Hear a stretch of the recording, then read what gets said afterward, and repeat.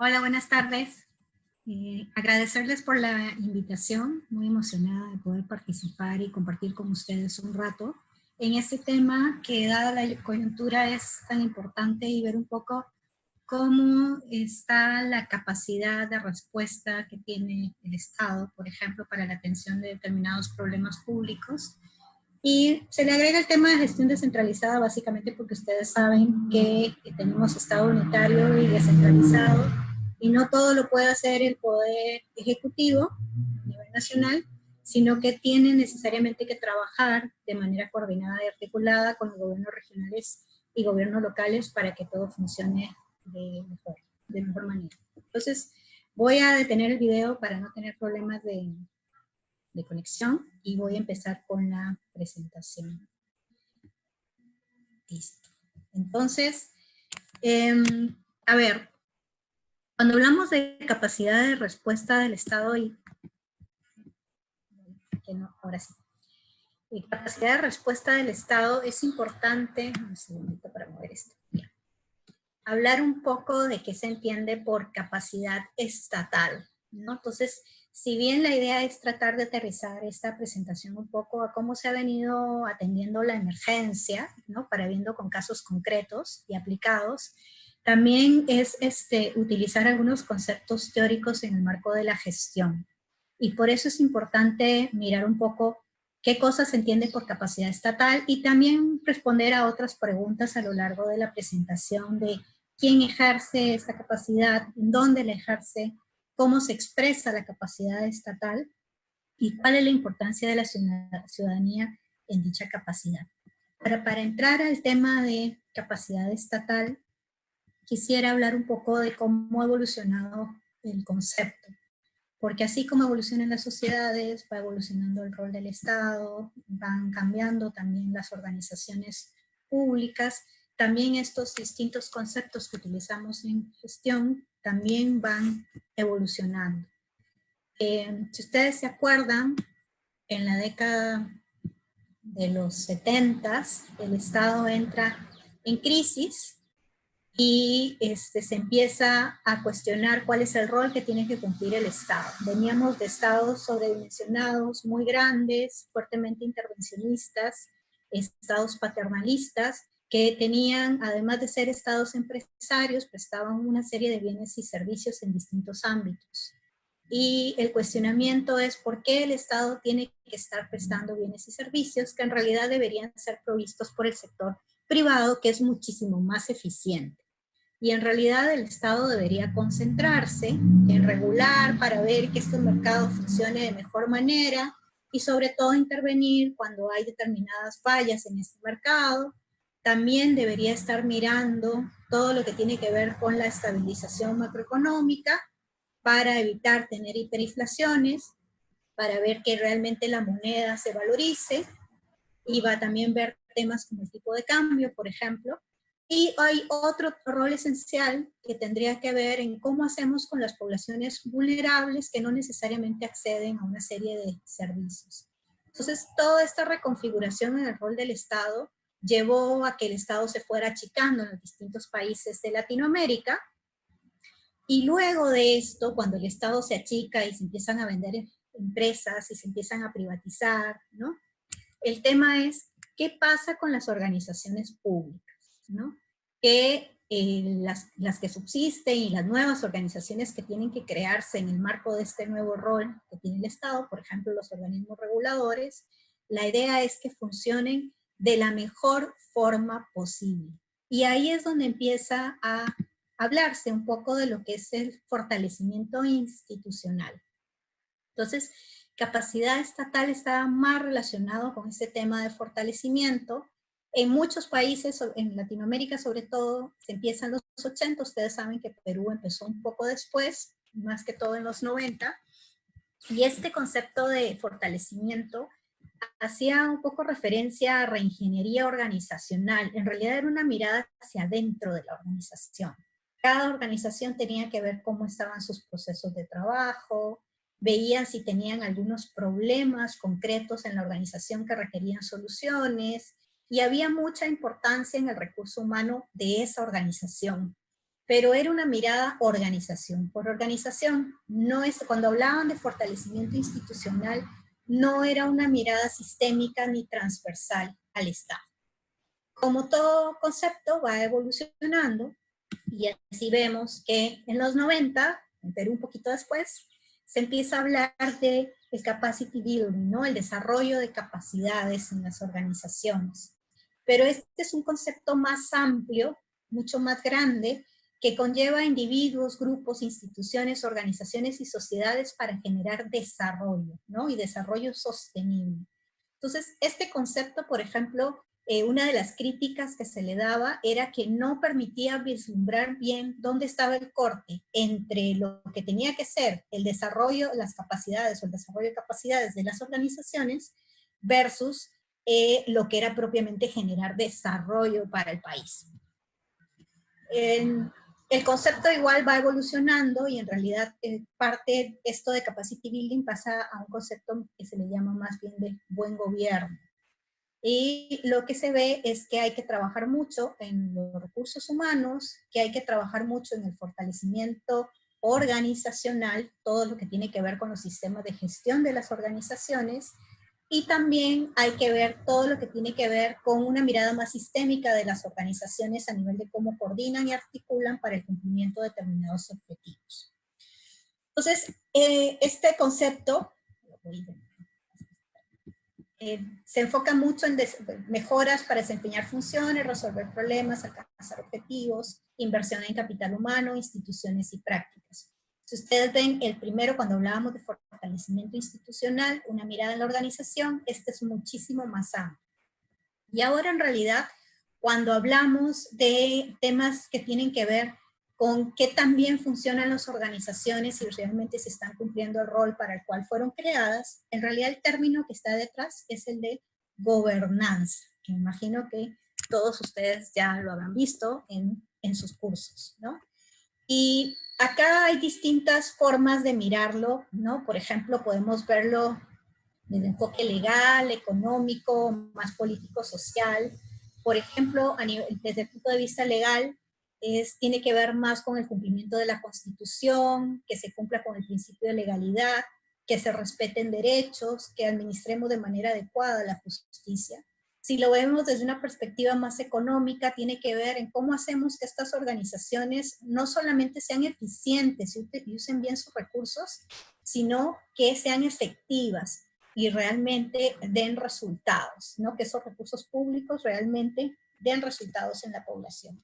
Y desde una perspectiva más político-social, tiene que ver con distintos valores asociados a la democracia, por ejemplo, rendición de cuentas, transparencia, monitoreo y seguimiento, ¿no? Entonces, esto es un poco para ver cómo viene evolucionando el concepto. Y bueno, capacidad institucional en este marco en el marco de gobernanza, vemos que se parte de que los cambios en el papel del Estado con relación a la resolución de problemas públicos afecta la forma y el contenido de las responsabilidades de las agencias públicas, ¿no? Esto es muy importante y sobre todo lo estamos viendo ahora en esta coyuntura, ¿no?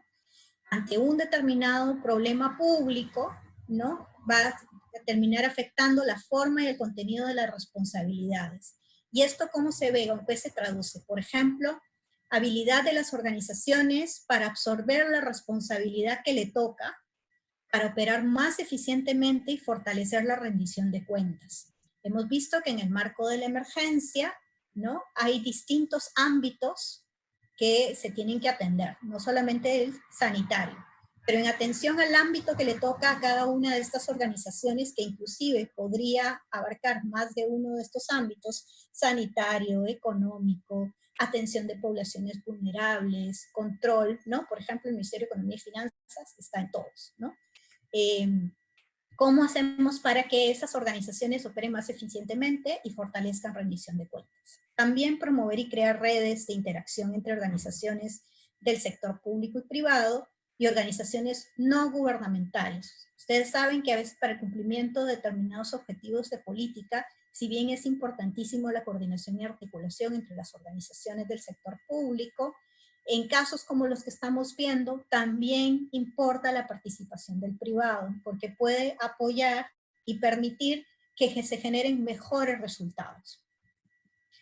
Y cuando hablamos de este concepto de capacidad institucional, ya en la actualidad, no está limitado solo al aparato organizacional, sino hace alusión al ámbito institucional, a todas las reglas de juego formales e informales, de cómo se van tomando decisiones, por ejemplo, las relaciones entre el Poder Ejecutivo y el Congreso, las tensiones que pudieran haber ahí, procesos o prácticas para establecer comportamientos de los actores, las relaciones entre el nivel nacional, gobiernos regionales y locales, el qué tanto acceso no existe para el tema de la información, para la toma de decisiones, ¿no? Todo esto es importante a la hora de determinar si realmente estamos respondiendo de manera adecuada, si las instituciones tienen la debida capacidad para poder resolver el problema público. Entonces, es importante mirar en un poco los actores, ¿no? Y el contexto en el que se desenvuelven. Tradicionalmente, ¿no?, en los países tenemos los tres poderes del Estado, judicial, legislativo, ejecutivo. En la coyuntura ahorita es clave el ejecutivo, ¿no?, que es el que tiene que prestar los bienes y servicios que necesitan los ciudadanos, ¿no?, en esta coyuntura. Y acá también el legislativo, porque finalmente le ha delegado facultades, ¿no? Normalmente el legislativo es el que tendría que estar aprobando una serie de normas que se requieren para poder atender la emergencia y que no es suficiente que salgan a través de decretos supremos, sino que requieren normas con rango de ley. Pero dado que el Poder Legislativo tiene una dinámica de acción que toma su tiempo, dado que el proceso legislativo involucra que tiene que pasar por comisiones, se discute, se abre a la sociedad para que también opine, luego tiene que pasar al pleno, los distintos congresistas también opinan, y eso toma su tiempo, ¿no? Y en la situación en la que nos encontramos, el tiempo es muy valioso. ¿Y qué es lo que ha terminado pasando? Que el Poder Ejecutivo le ha solicitado al Poder Legislativo que le delegue facultades, y por eso es que ahora vemos que el Poder Ejecutivo está aprobando una serie de decretos legislativos. Pero no son los únicos actores. Tenemos también, acuérdense que un Estado que es descentralizado. Entonces, además del Poder Ejecutivo, tenemos el nivel regional y el nivel local. En el nivel regional tenemos 26 gobiernos regionales y tenemos más de 1.800 gobiernos locales. 196 son provinciales y el resto son distritales. Y todos estos actores son claves para poder atender este problema. ¿Por qué? Porque finalmente hay ciertas cosas, ciertas materias, ciertos ámbitos, sobre todo lo que tiene que ver con atención de población vulnerable y para el control del orden público, por ejemplo, que sin la participación de estos actores sería muy difícil realmente cumplir con los objetivos que se han establecido. Pero no son los únicos. Tenemos organismos constitucionalmente autónomos. Tenemos a la Contraloría General de la República, que es la que hace el control administrativo, la que vela porque los recursos públicos se utilicen de la mejor forma. Ustedes han visto que el presidente, aparte de las facultades delegadas, había pedido permiso para poder regular sobre el tema de que existiera control concurrente. Al final no se le dio, pero fue aprobada una ley en el legislativo en ese sentido. También tenemos al Banco Central de la Reserva, la Superintendencia de Banca y Seguros, que son claves, porque el Ministerio de Economía y Finanzas, parte de las cosas es que no tome decisiones por sí mismos, sino que existan entes autónomos que no pertenezcan a la rama del Ejecutivo, que le puedan hacer contrapeso. Y por eso es que muchas de las medidas en relación a cómo financiamos todo esto que hay que hacer para mantener la economía a flote, participan estas dos entidades. Por ejemplo, utilizamos lo que tenemos en el Fondo de la Reserva, vendemos los bonos que tenemos, o acudimos a préstamos internacionales para poder financiar. Todas esas discusiones las está haciendo el Ministerio de Economía y Finanzas con estos organismos constitucionalmente autónomos. Ahora, todos estos distintos actores operan en un determinado contexto social, político y económico. La situación que tenemos en este año no es la misma del año pasado, ni hace 5 años, ni hace 10 años, ni hace 20 años. La sociedad va evolucionando. ¿Y qué tanto respaldo o no hay en relación a las instituciones públicas? ¿No? Eso también cambia, ¿no? Por eso normalmente acuden a las encuestas para mirar un poco cuál es la percepción que tienen los ciudadanos respecto a ciertas organizaciones del Estado. El contexto social en este momento es favorable. Si ustedes miran un poco, cuando aplican las encuestas, la mayoría de personas está de acuerdo en las decisiones que se están tomando y el tener a las personas en aislamiento. Entonces, hay cierto compromiso y voluntad de las personas para permanecer, ¿no?, en sus casas. Sin eso, no sería factible muchas de las medidas que se están adoptando. A nivel político también ha habido alineamiento de los distintos actores, ¿no? Y no hay tanta resistencia, el Ejecutivo no encuentra tanta resistencia para poder implementar medidas. En un contexto distinto, donde eventualmente pudiera tener partidos políticos que eventualmente no estuvieran tan favorables a las medidas, obviamente esto haría muchísimo más difícil poder gestionar. Y en el tema económico, nos encontramos en una situación privilegiada frente a otros países de Latinoamérica. Tenemos reservas y eso ha ayudado por el crecimiento económico que tuvimos en los últimos años y por la forma en que era manejada la economía, ¿no? Que siempre ha sido con bastante cuidado. No hemos tenido la suerte de tener buenos ministros de economía que han estado velando por la estabilidad macroeconómica y que han venido acumulando reservas. Entonces, decisiones como la que estamos tomando de poder asignar bonos a determinados grupos de la sociedad, hay que poder retrasar, por ejemplo, el tema de pago de impuestos, entre otras medidas. Si ustedes miran otros países en Latinoamérica, no es tan sencillo, porque no tienen la fortaleza económica que tenemos. Y luego, otro tema importante tiene que ver con el contexto internacional, ¿no? También hemos tenido la suerte que el virus no empezó por Latinoamérica, porque ustedes se hubieran imaginado qué hubiera pasado si en lugar de que el virus hubiera empezado en China, hubiera empezado en este lado. Obviamente, no íbamos a tener la capacidad de respuesta que tenemos ahora, porque hemos tenido algunos meses para poder mirar la evolución en el resto del mundo, y cuando ya llega al país, ya se tiene cierto nivel de conocimiento de qué tan rápido se esparce, de cómo colapsa rápidamente el sistema sanitario, que tiene que ver con esto de poder utilizar en la unidad de cuidados intensivos, las máquinas que permitan a las personas respirar, ¿no? Además, también nos afecta el contexto internacional y lo estamos viendo, por ejemplo, con la posibilidad de acceder a las pruebas para para poder conocer si realmente las personas se han contagiado o no. Ahora todos los países están pidiendo las pruebas, entonces se hace más difícil, y si ustedes vieron un reporte de hace unos días, vamos a tener algunas pruebas que van a llegar recién en junio, ¿no? Entonces, por más que eventualmente podamos tener organismos que están dedicados a tratar de comprar de la manera más rápida posible y tenemos los recursos económicos para hacerlo, hay un contexto donde todos los países están necesitando los mismos insumos y por tanto esto no es tan sencillo llegar a ellos. Entonces eso también afecta la capacidad que pudiera tener el Estado para poder hacer pruebas a muchísimas más personas y poder tener mejores datos. Cuando hablamos de capacidad institucional, entonces hay que partir de que no es algo dado y homogéneo para todas las áreas de política, sino que en realidad está sujeto a múltiples factores. Por ejemplo, al tipo de problema público, a los actores gubernamentales y sociales, a los recursos que tengamos disponibles. Por tanto, la existencia o no de capacidad hay que verlo en cada área de política pública específica y en el caso nacional o local particular. Acá, por ejemplo, podríamos discutir si la situación en Lima es la misma que en el resto del país, ¿no? Y claramente, por lo que se está viendo, es que la capacidad sanitaria y de atención en las regiones obviamente no es la misma que tenemos en la capital.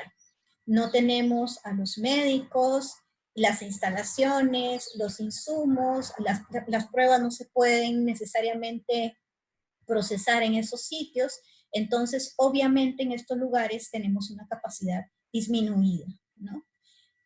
Por ejemplo, lo que se dice es que tenemos 250 camas, creo que ahora tenemos un poco más con el apoyo del sector privado, pero el tema es dónde están ubicadas esas camas de unidad de cuidados intensivos. La gran mayoría están en Lima. Claro, si uno mira en proporción, la mayoría de casos está en Lima. Pero en el resto de regiones donde también se están presentando casos de personas que dan positivo, hay que mirar si realmente la proporción entre el acceso a estas camas de unidad de cuidados intensivos es la misma que tenemos en la capital. Entonces, como veíamos en la diapositiva anterior, entonces no es algo dado y homogéneo para todas las áreas de política, sino que sus rasgos están sujetos a múltiples factores y por eso hay que verlo en cada área. Entonces, por ejemplo, si vamos a analizar capacidad institucional del Estado frente a esta emergencia, yo les preguntaría, pero capacidad institucional, ¿dónde? ¿En el tema sanitario? ¿O evaluamos lo económico? ¿O vemos la logística de las donaciones? ¿O miramos la seguridad y control de libertades? En cada uno de estos hay distintos actores. Las coordinaciones, articulaciones varían, ¿no? Por ejemplo, en el sanitario. Nuestro sector salud, tenemos al MINSA, Ministerio de Salud, que maneja y gestiona directamente los establecimientos de salud en Lima, porque no han sido transferidos a la Municipalidad Metropolitana. En el resto de los departamentos, esos establecimientos de salud ya no están en manos del ministerio, sino de los gobiernos regionales. Entonces ahí tenemos a 25 operadores y sumemos al ministerio. Además tenemos a Salud, que Salud también presta servicios de salud, pero a las personas que están aseguradas. Las personas que están formales, en planillas y que cotizan, tienen acceso a esos servicios, a esos establecimientos de e-salud. Tenemos la sanidad policial. Los policías tienen sus propios establecimientos de salud. Lo mismo con los militares. Entonces, si ustedes ven, tenemos un sistema de salud fraccionado. En un determinado territorio puede que encontremos 3 hospitales, ¿no? De la misma capacidad resolutiva, pero no atienden a las mismas personas. Unos podría atender a la policía, otros solo a los militares, otros solo de salud, otros solamente a las personas del seguro público. Y además tenemos los privados, ¿no? Entonces, en una situación como esta se imaginarán que no es tan sencillo ponernos de acuerdo. Puede ser que en un determinado distrito, claro, tengamos un hospital que tiene muchas camas UCI y personal especializado, pero al lado en el otro distrito hay hospitales, pero no tienen la misma capacidad resolutiva y pertenecen a otros, ¿no? Y en este donde hay exceso, en el otro me falta. Y como pertenecen a distintas entidades, no es que yo le pueda pasar a una persona y prestarse. Esto ya lo han resuelto. No sé si han mirado, pero se acaba de aprobar un decreto legislativo, el 1456, de colaboración laboral entre entidades del sector público. Eso es solamente en el marco de la emergencia y es totalmente temporal. ¿Qué quiere decir? Que si ahorita de salud le sobran, por decir algo, epidemiólogos, puede prestárselos a los hospitales de la sanidad policial o militar o del MINSA para poder aumentar la capacidad resolutiva. Y lo mismo con al interior con las regiones. Entonces, si ustedes ven en lo sanitario, hay toda una complejidad. Y ahí también, además de este decreto legislativo de colaboración, se ha creado, y bueno, hay una lámina más adelante con el detalle, pero ahí tenemos un comando COVID-19 que viene liderando una exministra. En el tema económico, ¿qué hacemos para sostener la economía? ¿No? Y acá es clave, ya no está en manos tanto de salud, sino del Ministerio de Economía y Finanzas, con el Banco Central de la Reserva, la Superintendencia de Bancos y Seguros, ¿no? están mirando a partir de los recursos que tenemos cuál es la mejor utilización de estos para poder ayudar a los distintos sectores y poblaciones que están en distintas condiciones. Hay personas que en principio no son pobres, pero si tienen un mes para su empresa o su negocio, obviamente no tienen cómo pagar deudas, no tienen cómo pagarle a sus trabajadores, y al no tener ingresos, eso termina haciendo que se vean afectados y algunos podrían tener peligro de cerrar. ¿Qué hacemos con ese grupo? Y además tenemos el gran sector de personas que vivían del día a día, de lo que podían vender ese día, ¿no? Ahí tenemos recicladores, tenemos taxistas, tenemos personas que vendían con carritos de comida, etcétera, etcétera, etcétera. Y para eso hay todo, por ejemplo, otra área que tiene que ver con la logística de las donaciones, ¿no? ¿Cómo entrego las subvenciones, las canastas, los bonos para poblaciones vulnerables, el bono para independientes?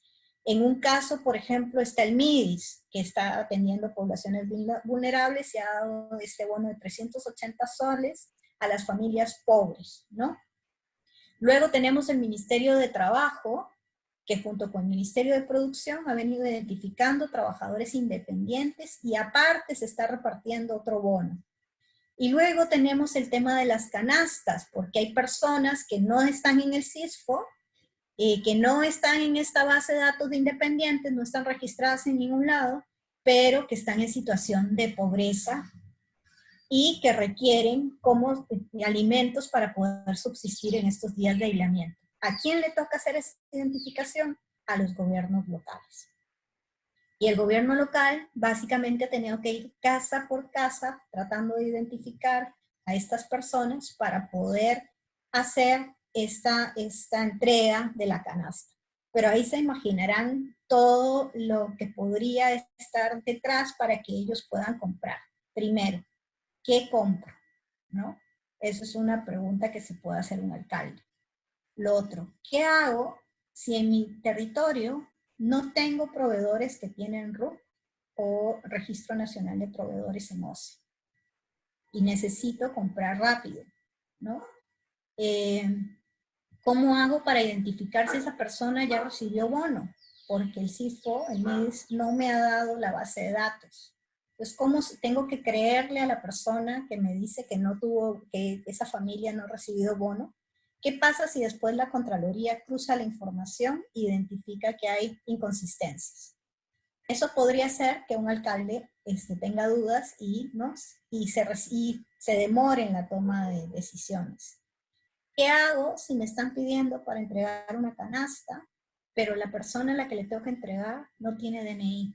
Porque son personas mayores que nunca han ido a la RENIEC a registrarse. Entonces, como ustedes ven, no es tan sencillo como transferir plata y decirle a una determinada organización, compra canasta de alimentos y reparte, ¿no? Hay una serie de decisiones y se requiere de articulación y coordinación para que realmente se pueda avanzar y poder cumplir con el objetivo que tenía esta iniciativa detrás. Y bueno, tenemos también el tema de lo que es seguridad y control de libertades. Acá tenemos a la policía, al ejército y también, muy importante, los gobiernos locales que también están apoyando con los serenos, ¿no? Porque si bien, como les comentaba hace un rato, hay un gran compromiso de la población y respaldo en relación a esta medida de aislamiento, siempre hay grupos que no están conformes, ¿no? Y entonces vemos personas que salen en la noche, personas que hacen fiestas, personas que salen a caminar, a pasear el perrito, etcétera, etcétera, etcétera, ¿no? Entonces, acá es tan importante el ejercicio del poder público porque hasta que la persona no ve que realmente hay cierta limitación, restricción y que se le va a aplicar una sanción si es que no cumple, ahí recién es que empiezan a cumplir con la normativa, ¿no? En colaboración para atención de emergencia teníamos estos ejemplos, ¿no? Por ejemplo, está la Comisión de Alto Nivel contra el COVID-19, que fue creada apenas entramos en la crisis, que era liderada lidera más bien PCM, Salud, Defensa, Interior, Comercio Exterior y Turismo, Transportes y Comunicaciones, Economía y Finanzas, Educación, ¿no? Son todos aquellos que tienen que tomar decisiones para ver qué cosa, cómo avanzamos. Y conduce las labores de coordinación y articulación orientadas a prevención, protección y control del coronavirus. Luego tenemos este comando COVID-19 que les mencionaba, que está liderado por la exministra de Salud, y donde se sientan también las Fuerzas Armadas, la Policía Nacional del Perú, el Ministerio de Salud y las clínicas privadas, para ver cómo se articula mejor y se utiliza de manera más eficiente los recursos de salud. Y hay otros canales, como por ejemplo la CONFIEP, que está dando fondos para respiradores, monitores, equipos. El Banco de Crédito está recolectando donaciones para apoyar al gobierno. Tenemos AIPAI, el Consejo Privado de Competitividad, que está apoyando al Ministerio de Economía con propuestas de medidas rápidas y de mediano plazo, porque claro, ahorita hay que tomar medidas en este momento para atender a estas poblaciones, pero ¿qué va a pasar en el mediano plazo? Entonces, no solamente tenemos que ir pensando en medidas de corto plazo, sino qué pasa una vez que levantemos el aislamiento, cómo lo vamos a hacer, qué tan progresivo va a ser, porque no es que de un día para otro todos vamos a volver a la normalidad, no, va a ser un cambio progresivo. ¿Cómo va a ser esa progresividad? ¿En qué sectores? ¿No? Y que para los sectores que no se van a activar, ¿cómo se va a seguir apoyando? Bueno, Estado no es solo entonces, ustedes ven, aparato burocrático, sino también es una arena política en la que se procesan intereses, ideologías, tanto internas como externas al entramado organizacional estatal. Y es muy importante la participación de la ciudadanía y el respaldo de la ciudadanía. Si no hay cumplimiento de la ciudadanía de las medidas, los resultados que se están buscando no se van a alcanzar. Cuando hablamos de capacidad institucional, es importante mirar que hay un componente y que también termina expresándose a nivel administrativo y político. En el campo administrativo tenemos que ver el tema de recursos humanos.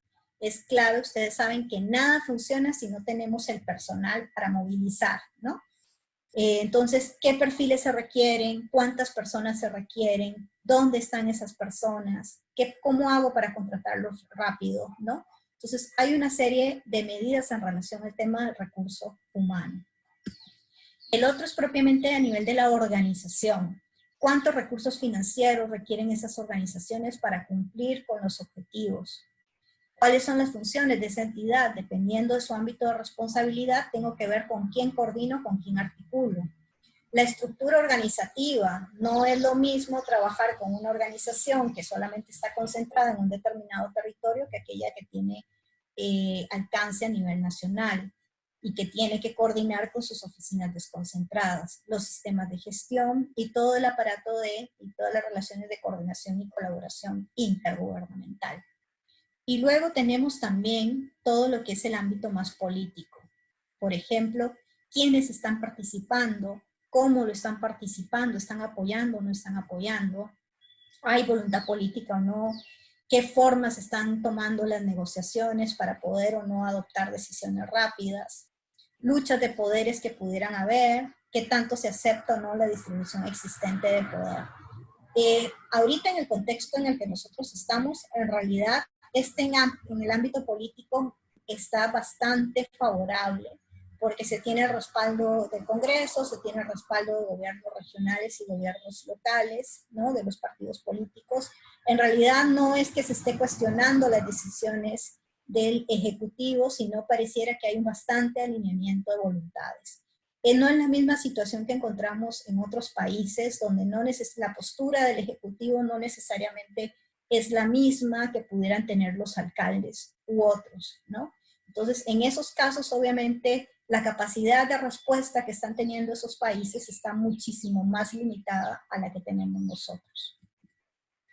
Y bueno, desde la perspectiva de fortalecer la gestión descentralizada, siempre es importante ver cómo está funcionando tanto la articulación horizontal como la vertical.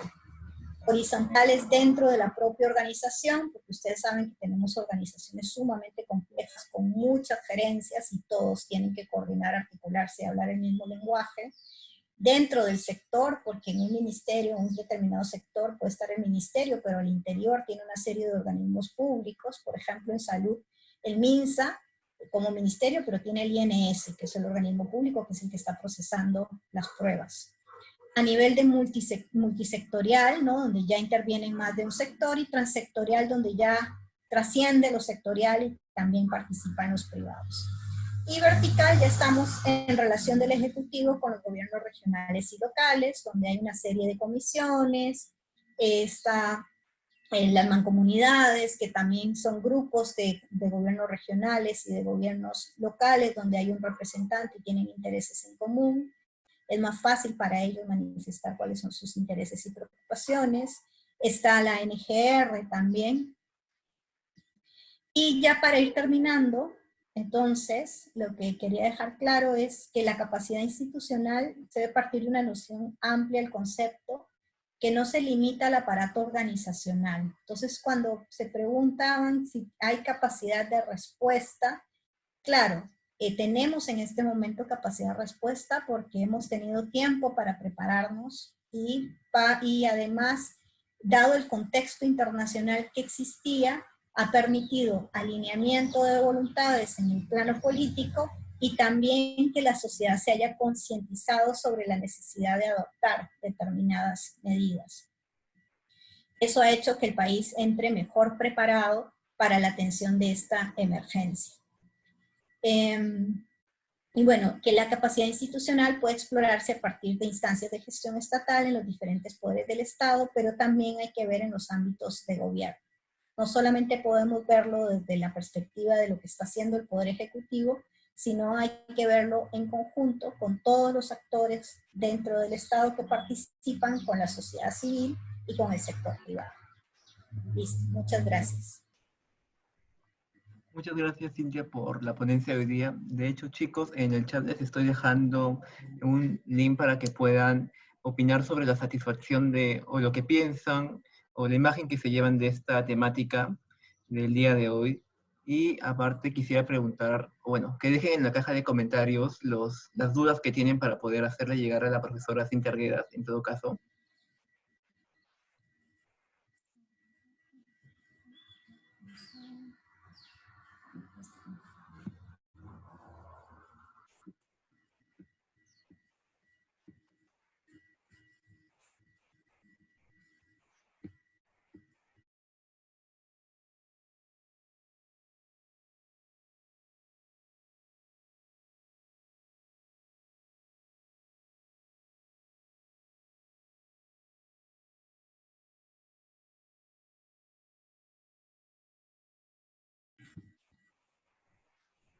Creo que no hay consultas. Profesora, una última acotación, si es que, bueno, si es que podría hacernos el favor de pasarnos esta presentación para poder eh, también dársela a los chicos que asistieron hoy en día para que puedan tener como referencia lo expuesto el día de hoy. Claro que sí, no hay ningún problema. Y en todo caso, chicos, creo que si no hay más consultas, agradecerles por parte de Gestión 360 a ustedes y a la profesora Cintia Arguedas por esta ponencia del webinar 360. Y esperamos sus comentarios en el link que acabamos de dejar por el chat. Y listo. Muchas gracias por su participación, profesora. No sé si tiene algunas últimas palabras. Sino agradecerles nuevamente por la invitación. Espero que el tema haya sido de interés. Yo les voy a pasar la presentación para que la puedan revisar, y muchísimas gracias. Listo. Muchas gracias, profesora, y muchas gracias, chicos. Nos vemos.